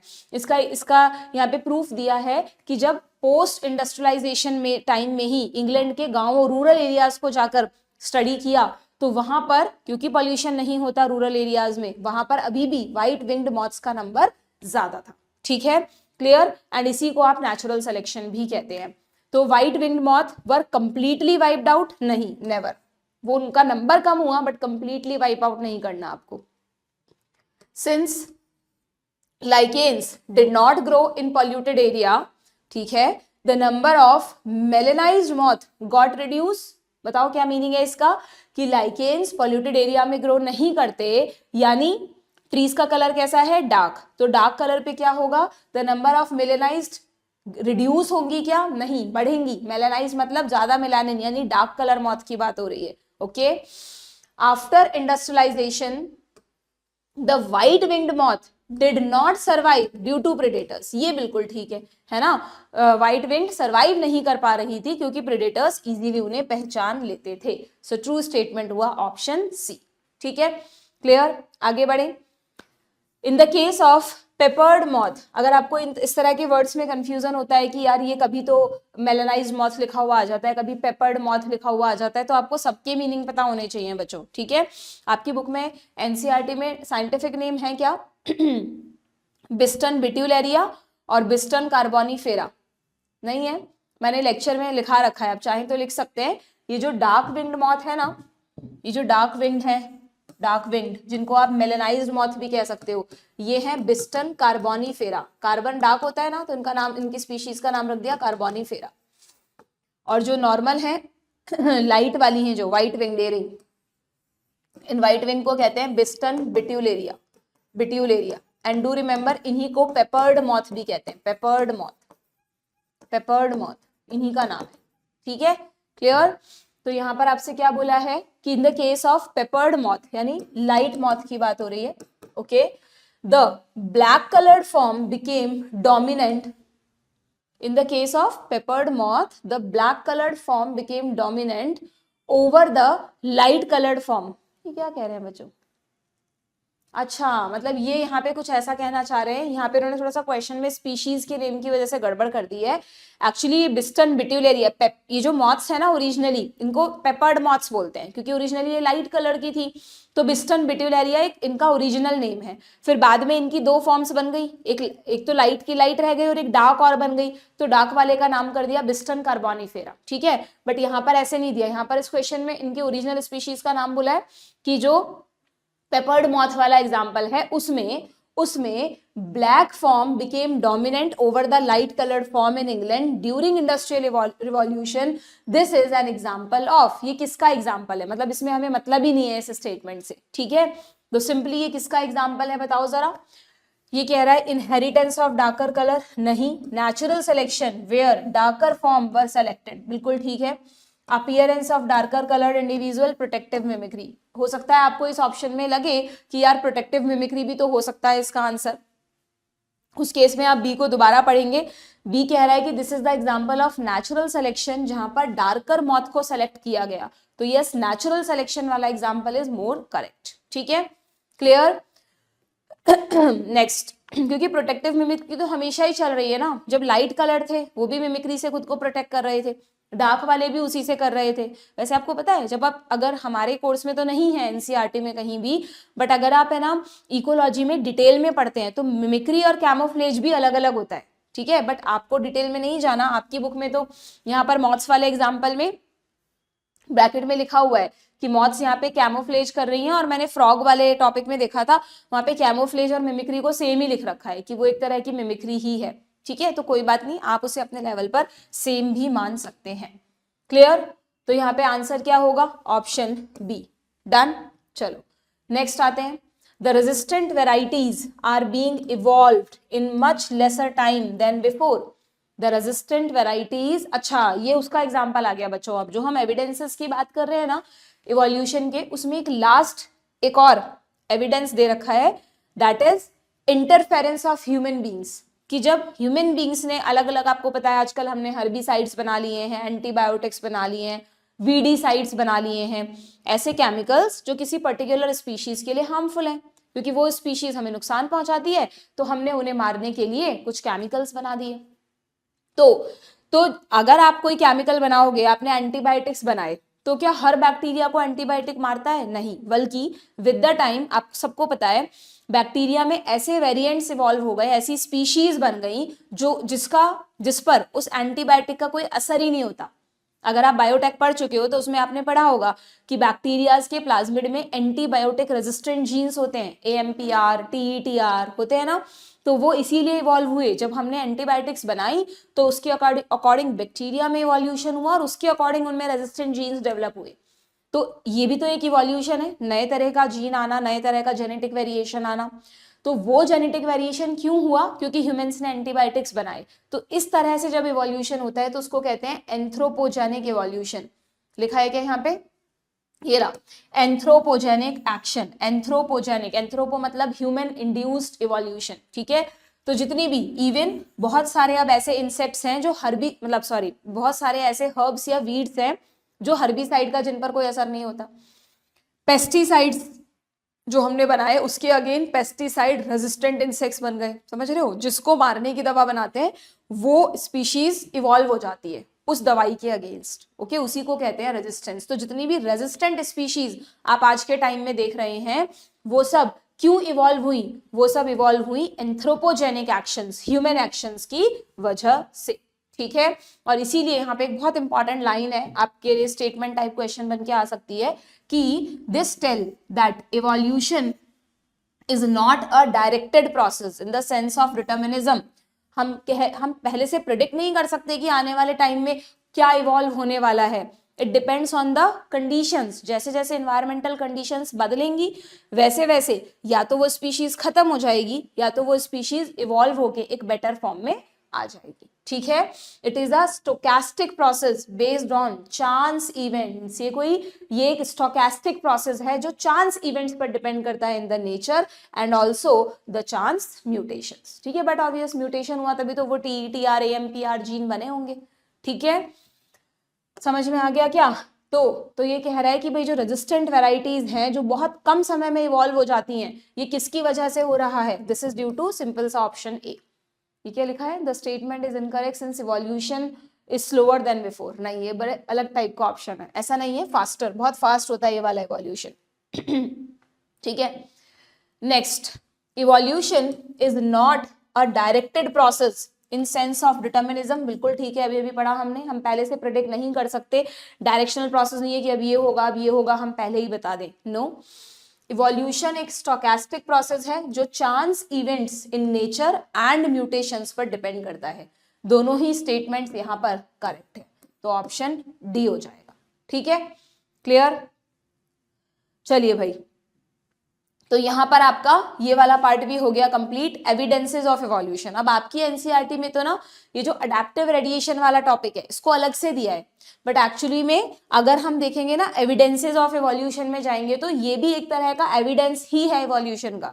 जब आप अडेप्टिव रेडिएशन पढ़ते हो, डार्विन्स फिंचेस का एग्जाम्पल पढ़ते हो या ऑस्ट्रेलियन मार्सुपियल्स का एग्जाम्पल पढ़ते हो, तो उसमें यही तो बताया था हमें डार्विन ने कि भाई एक आइलैंड पर जो कोई एक तरह की स्पीशीज थी और बहुत सारे हैबिटेट खाली पड़े थे, तो उन हैबिटेट्स में वो स्पीशीज जाती गई, वहां पर अडेप्ट होती गई और उसके अकॉर्डिंग उसमें वेरिएशन आते गए। बट अगर उन सभी स्पीशीज का हम कॉमन एंसेस्टर देखें तो कोई ना कोई चीज उसकी उन सबसे मिलती है, मैच करती है। ये बताता है कॉमन एंसेस्ट्री को। ठीक है, तो यही चीज डार्विन ने बताया, यानी जैसे यहाँ पर आप देखो ये एनिमल्स एक दूसरे से कितने अलग हैं, बट इन सब में मार्सूपियम होता है बच्चों। हो सकता है आपको लगता हो मैम मार्सूपियम यानी वो जो बेबी पाउच होता है ना, कैंगरू अपने बेबी को जिसमें कैरी करता है, उसको मार्सूपियम कहते हैं, और इसीलिए इन एनिमल्स को मार्सूपियल्स कहते हैं। वो सिर्फ कैंगरू में नहीं है बच्चों, वो मार्सूपियम, वो बेबी बैग, इन सबके पास है, ये सब मार्सूपियल्स हैं। पर मार्सूपियल्स आपको और कहीं नहीं मिलेंगे, सिर्फ ऑस्ट्रेलिया में ही है, क्योंकि विद द टाइम जब ऑस्ट्रेलिया के चारों तरफ पानी है, ऑस्ट्रेलिया ना एक तरह का आइलैंड है, तो जब ये जुड़ा हुआ था, आइलैंड्स भी धीरे धीरे ही बनते हैं। कॉन्टिनेंटल ड्रिफ्ट पढ़ा है ना हमने इस चैप्टर में, कि कोई कॉन्टिनेंट ड्रिफ्ट कर जाता है, या तो दो आइलैंड जुड़ जाते हैं या अलग हो जाते हैं। तो जो ऑस्ट्रेलिया पे मार्सूपियल्स थे वो दूसरी जगह पहुंच ही नहीं पाए, या अगर पहुंचे भी तो जो इनसे खूंखार एनिमल्स थे या इनसे डेवलप्ड एनिमल्स थे, प्लेसेंटल मैमल्स, वो इनको खा गए। तो ये सिर्फ कहां पर हैं, ये सिर्फ ऑस्ट्रेलिया में ही हमें मिलते हैं। तो ये जो ऑस्ट्रेलियन मार्सूपियल्स हैं, ये भी किसको बताते हैं, इवोल्यूशन को बताते हैं, कि ये सब किसी सेम एंसेस्टर से ही इवॉल्व हुए हैं। पर क्योंकि उन्हें एक ही आइलैंड पर, एक ही कॉन्टिनेंट ऑस्ट्रेलिया में ही रहना था, तो उस अकॉर्डिंग जो जहां रहा उसने वहां के अकॉर्डिंग अपने में चेंजेस लाए, और इतने चेंजेस आते गए, मिलियन ऑफ ईयर्स में इतने तरह की स्पीशीज बन गई। ठीक है, तो अडैप्टिव रेडिएशन भी कोई अलग टॉपिक नहीं है, जो आपका एविडेंसेस ऑफ इवोल्यूशन है उसी का एक पार्ट है। ठीक है, इसके क्वेश्चंस और कर लें क्या हम, डू वी हैव टाइम, थोड़ा बहुत टाइम है, इसके क्वेश्चन और कर लेते हैं, बाकी नेक्स्ट सेशन में लेंगे। क्वेश्चन है, Darwin's finches show a variety of beaks suited for eating large seeds, flying insects and cactus seeds. ठीक है, इतना स्पेसिफाई नहीं किया आपकी बुक में, बट ये तो लिखा ही है कि डार्विन्स फिंचेस, फिंचेस एक बर्ड्स होती हैं जिन्हें डार्विन ने देखा था, इसलिए उनको डार्विन्स फिंचेस कहते हैं, गैलापागोस आइलैंड पर। ठीक है, तो जो डार्विन्स फिंचेस हैं, डार्विन का कहना था ओरिजिनली ये सब सीड्स खाती थी, बट धीरे धीरे विद द टाइम इनमें अलग अलग, क्योंकि एक ही आइलैंड पर रहना था, उनको कहीं और जा नहीं सकती थी, अगर एक ही तरह का खाना खाती और लगातार अपनी पॉपुलेशन बढ़ाती तो क्या पता फूड की कमी हो जाती, तो इसलिए इनमें वेरिएशन आते गए, ये अडेप्ट होते गए, इवॉल्व होते गए, और कुछ बर्ड्स इंसेक्ट खाने लगे, कुछ बर्ड्स अलग अलग फ्रूट्स खाने लगे, हो सकता है कुछ बर्ड्स सीड्स भी अलग अलग टाइप के खाने लगे, है ना, तो इस अकॉर्डिंग ये इवॉल्व हो गए। क्लियर, तो ये सही है, बिल्कुल बिल्कुल ठीक है। दूसरा क्या है, ancestral seed eating stock of Darwin's finches. थोड़ी सी लैंग्वेज कॉम्प्लिकेटेड होती है इवोल्यूशन में, को ढंग से पढ़ना है। ठीक है, ancestral seed eating stock of Darwin's finches, यानी डार्विन्स की फिंचेस की जो एंसेस्टर बर्ड्स थे, ओरिजिनल सीड ईटर्स थे, उनके लिए लिखा है दे रेडिएटेड आउट, वो फैलते गए। एडेप्टिव रेडिएशन क्यों कहते हैं, क्योंकि यहाँ पर रेडिएट हो रहे हैं। कहाँ रेडिएट हो रहे हैं, ध्यान रखना, एक आइलैंड से दूसरे आइलैंड पर नहीं जा रहे, एक ही आइलैंड में जो डिफरेंट डिफरेंट हैबिटेट्स हैं, हैबिटेट का मतलब कोई पेड़ के ऊपर वाले एरिया में रह रहा है, कोई पानी के आसपास रह रहा है, कोई मान लो कोई सूखा पड़ा हुआ इलाका, वैसे आइलैंड पे ऐसा नहीं बोलना चाहिए बट स्टिल अगर है तो वहां रह रहा है, एक ही आइलैंड पर जो डिफरेंट डिफरेंट हैबिटेट्स हैं। आइलैंड को यहाँ हैबिटेट नहीं माना, आइलैंड को एक जियोग्राफिकल रीजन माना है जो रेस्ट्रिक्टेड है, यानी उस जगह को छोड़कर ये बर्ड कहीं और नहीं जा सकते, क्योंकि चारों तरफ समुद्र है, इतना उड़ नहीं सकते कि कहीं और जाएं, तो उसी आइलैंड पर रहना है।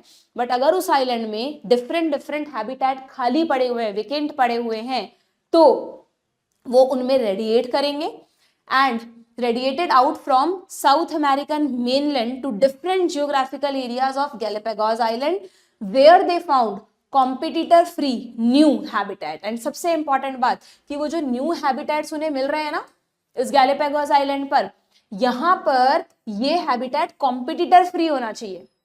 अगर मान लो पहले वो मैंने कहा ना वेकेंट होना चाहिए वो हैबिटेट, अगर पहले से उस हैबिटेट में अडेप्टेड कोई और स्पीशीज है जो इंसेक्ट्स खा रही है, तो वो एक नए स्पीशीज को क्यों वहां आने देगी, वो तो अटैक कर देगी उस पर, कोशिश करेगी ना कि यार ये यहाँ ना रहे, जैसे होता है आजकल आपस में अलग अलग कंट्रीज में अलग अलग लोगों में।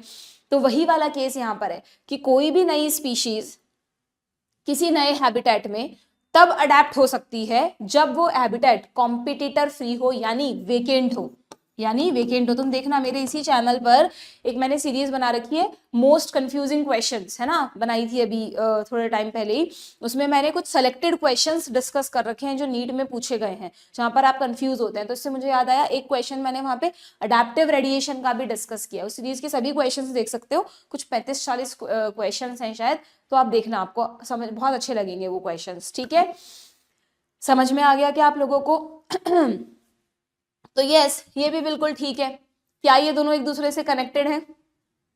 थोड़ा कॉम्प्लिकेटेड हो गया क्वेश्चन, ऐसे क्वेश्चंस आपसे नहीं पूछे जाएंगे, बट स्टिल हम देख लेते हैं। क्या ये आपस में कनेक्टेड है बच्चों? Darwin's finches show a variety of beak suited for this, and statement 2 कह रहा है कि जो एंसेस्ट्रल बर्ड थे वो रेडिएट करे, साउथ अमेरिका से यहाँ आए और फिर उनको नए नए हैबिटेट मिले। ठीक है, वैसे तो लग ही रहा है बच्चों मुझे कि ये जो वेरिएशन हमें दिखे है ना डार्विन्स फिंचेस में, ये इसलिए दिख पाए क्योंकि ये हुआ। अगर ये नहीं होता तो फिर ये भी नहीं होता। तो मेरे अकॉर्डिंग तो यही सही है कि it is the correct explanation. ठीक है, डन। चलिए, देन सेम ऐसे ही marsupial evolve from ancestral stock, वही जो कॉमन एंसेस्टर उसको एंसेस्ट्रल स्टॉक बोलते हैं यहाँ पर। ठीक है, but all within Australian continent, जो मार्सुपियल्स थे वो एक स्टॉक यानी अपने एंसेस्टर्स से इवॉल्व हुए, लेकिन उसी आइलैंड पर रहे सारे। दिस रिप्रेजेंट, तो ये किसको रिप्रेजेंट करता है? अडेप्टिव रेडिएशन को, लाइक इन डार्विन्स फिंचेस। सही है, अनलाइक जैसा तो कुछ है ही नहीं यहाँ पर। ठीक है, क्लियर। और हाँ, एक चीज और याद रखना, अब यहाँ पर एक कंफ्यूजन होता है, प्लीज इस वाले टॉपिक का लेक्चर देख लेना तुम एक बार, वहां पे मैंने आराम आराम से चीजें समझाई है। ये टॉपिक थोड़ा सा कंफ्यूजिंग है बच्चों। उससे भी ज्यादा कंफ्यूजन तब क्रिएट होता है जब आपकी बुक में अडेप्टिव रेडिएशन टॉपिक देकर उसके दो टाइप्स एक साथ समझा दिए। मैंने वहां पे बताया लेक्चर में कि एक्चुअली ये जो अडेप्टिव रेडिएशन है ना बच्चों, ये दो तरह का होता है। एक होता है अडेप्टिव डाइवर्जेंस, एक होता है अडेप्टिव कन्वर्जेंस। मतलब अडेप्टिव रेडिएशन में भी दो एग्जांपल होते हैं। ये जो अडेप्टिव रेडिएशन तुम पढ़ रहे हो ना, ये adaptive radiation actually divergent evolution को बता रहा है। ये दोनों example, this one and this one, क्योंकि इसमें सेम एंसेस्टर से रेडिएट डाइवर्ज हो रहे हैं डिफरेंट डिफरेंट हैबिटेट में। ठीक है, लेकिन एक तीसरा एग्जांपल और दिया है यहाँ पर, जो आपकी बुक में यहाँ तक का पार्ट है ना वो तो इसी का है, बट ये जो लास्ट लाइन है ना, ये पढ़ो क्या लिखा है। When more than one adaptive radiation, मतलब एक ऐसा स्टॉक, एक और ऐसा स्टॉक एनिमल्स का, मान लो ये मार्सुपियल्स हैं और ये मैमल्स हैं, तो दो अडेप्टिव रेडिएशन हो गए अब हमारे पास। When more than one adaptive radiation appear to have occurred in a same area, मान लो ये भी ऑस्ट्रेलिया में है और ये भी ऑस्ट्रेलिया में है, अगर ऐसा है तो देखो क्या लिखा है, तो आगे लिखा है तो one can call this convergent evolution. यहां पर फिर कंफ्यूज होते हैं आप लोग कि मैम अडेप्टिव रेडिएशन जो है वो तो डाइवर्जेंट इवोल्यूशन का एग्जांपल है, ये कन्वर्जेंट इवोल्यूशन बीच में कहां से आ गया? क्योंकि अडेप्टिव रेडिएशन के भी दो टाइप्स हैं बच्चों, जो यहाँ दिए नहीं। वैसे मुझे नहीं लगता आपको ये एक्स्ट्रा वाला पार्ट या ये सब देना चाहिए था, आपके लेवल पर बिल्कुल जरूरी नहीं है, बट अब दे दिया है तो क्वेश्चंस भी आते हैं, तो आपको कंफ्यूज नहीं होना है। आप ये समझ लो कि जब हम एक एरिया में एक ही अडेप्टिव रेडिएशन को पढ़ रहे हैं कॉमन एंसेस्टर से अलग अलग, तो दिस इज डाइवर्जेंट इवोल्यूशन, ये भी डाइवर्जेंट इवोल्यूशन लिख लेना। बट इस वाले केस में देखो, इस वाले केस में हम ऐसा कह रहे हैं कि वैसे तो बच्चों ऑस्ट्रेलिया में प्लेसेंटल मैमल्स ज्यादा नहीं थे, क्योंकि अगर ज्यादा होते तो उन्होंने मार्सुपियल्स को खत्म कर दिया होता, बट क्योंकि समय के साथ इवोल्यूशन हुआ है तो ऑस्ट्रेलिया में भी प्लेसेंटल मैमल्स आपको थोड़े बहुत मिलेंगे। ठीक है, तो ऑस्ट्रेलिया में अगर आप प्लेसेंटल मैमल्स को देखो, this is one line of adaptive radiation, and Australia में ही आप मार्सुपियल्स को देखो, this is second line of adaptive radiation, है ना। तो जब दोनों को आपस में कंपेयर करोगे तो आपको एक सिमिलैरिटी मिलेगी, क्या? कि अगर ऑस्ट्रेलियन मार्सुपियल्स में एक मार्सुपियल मोल है, मोल एक एनिमल है, थोड़ा चूहे जैसा समझ लो, ठीक है, थोड़ा तुम्हारे लेवल पे, वैसे माउस अलग है, मोल एक अलग एनिमल होता है। तो एक और तरह का मोल वहां था जिसमें मार्सुपियम नहीं था, बल्कि ये वेल मेच्योर बेबीज को जन्म दे रहा है, मतलब it is a placental mammal. ठीक है, अब ये मत कहना मैम हमें डिफरेंस नहीं पता कि मार्सुपियल क्या होता है, प्लेसेंटल मैमल क्या होता है, अच्छे से एनिमल किंगडम में पढ़ाया है मैंने। ठीक है, तो ये इससे इवॉल्व हुआ, ऐसे ही एंट ईटर से ये इवॉल्व हुआ, माउस मार्सुपियल माउस से ये इवॉल्व हुआ। अब ये से यही आ गया नीट में, वेरी इंपॉर्टेंट, ऐसे पूछ लिया दो ऑप्शन देकर कि कौन सा इसमें करेक्टली मैच है, तो लीमर एंड स्पॉटेड कस्कस ये दोनों एक ही उसके वेरिएंट है। ठीक है, तो अगर ये दोनों आपस में पूछे ना किसको बताते हैं बच्चों, तो ये बताते हैं कन्वर्जेंट इवोल्यूशन को। ये किसको बताते हैं? कन्वर्जेंट इवोल्यूशन को। क्यों, उसका रीजन जानने के लिए प्लीज वॉच द लेक्चर। यहाँ पे मैं डिटेल नहीं बताऊंगी आपको, बस इतना सा बता दिया मैंने आपको, ये सब आपस में डाइवर्जेंट के एग्जाम्पल हैं, ये आपस में डाइवर्जेंट के एग्जाम्पल हैं, बट ये दोनों आपस में कन्वर्जेंट इवोल्यूशन का एग्जाम्पल है।